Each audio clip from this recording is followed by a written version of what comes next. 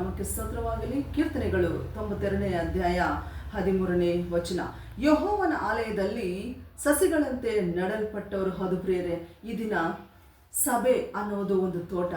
ಸಸಿಗಳು ವಿಶ್ವಾಸಿಗಳಿಗೆ ಸಾದೃಶ್ಯವಾಗಿದೆ. ದಾವೀದನು ಹೇಳುವ ಪ್ರಕಾರ ನಾನಾದರೂ ಎಣ್ಣೆ ಮರದ ಹಾಗೆ ದೇವರ ಮಂದಿರದಲ್ಲಿ ಇದ್ದೇನೆ ಅಂತ ಹೇಳುತ್ತಿದ್ದಾರೆ. ಆದರೆ ಈ ದಿನ ನಾವು ಈ ಸಸಿಗಳಾಗಿ ದೇವರ ಒಂದು ಮಂದಿರದಲ್ಲಿ ನೆಡಲ್ಪಟ್ಟಿದ್ದೇವಾ? ಆದರೆ ವಾಕ್ಯದಲ್ಲಿ ನಾವು ನೋಡುವಾಗ ಅನೇಕ ಸಸಿಗಳನ್ನು ಈ ವಾಕ್ಯದಲ್ಲಿ ನಮಗೆ ಸಾದೃಶ್ಯ ತೋರಿಸ್ತಿದ್ದಾರೆ.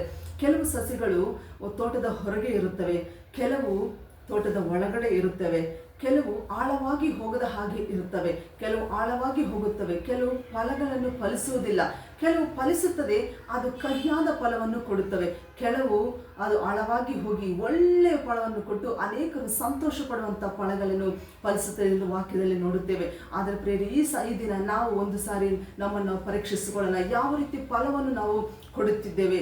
ಆತ್ಮಿಕ ಫಲಗಳನ್ನು ಗಲಾತ್ಯ 5:22 ಪ್ರಕಾರ ಪ್ರೀತಿ, ಸಂತೋಷ, ಸಮಾಧಾನ ಇಂಥ ಒಂದು ಫಲಗಳನ್ನು ನಾವು ಸಭೆಯಲ್ಲಿ ಫಲಿಸುತ್ತಿದ್ದೇವಾ? ಅನೇಕರು ನಮ್ಮನ್ನು ನೋಡಿ, ದೇವರು ಈ ಫಲಿಸುವಂಥ ಫಲಗಳನ್ನು ನೋಡಿ ಕ್ರಿಸ್ತನ ಹತ್ರ ಬರೋ ಹಾಗೆ ನಾವು ಈ ಒಂದು ಸಭೆ ಎಂಬ ತೋಟದಲ್ಲಿ ನೆಟ್ಟಲ್ಪಡಬೇಕು, ಆಳವಾಗಿ ಹೋಗಬೇಕು, ಫಲಿಸಬೇಕು. ಆ ಥರ ಫಲಿಸಬೇಕಂದ್ರೆ ಕ್ರಿಸ್ತನ ಜೊತೆ ಸಹವಾಸ ಇರಬೇಕು. ಪ್ರತಿದಿನ ಪ್ರಾರ್ಥನೆ, ವಾಕ್ಯ, ಸಹವಾಸ ಇದ್ದಾಗ ನಾವು ಫಲಿಸುತ್ತೇವೆ, ಅಭಿವೃದ್ಧಿ ಹೊಂದುತ್ತೇವೆ. ದೇವರ ವಾಕ್ಯವನ್ನು ದೀವಿಸಲಿ. ಆಮೆನ್.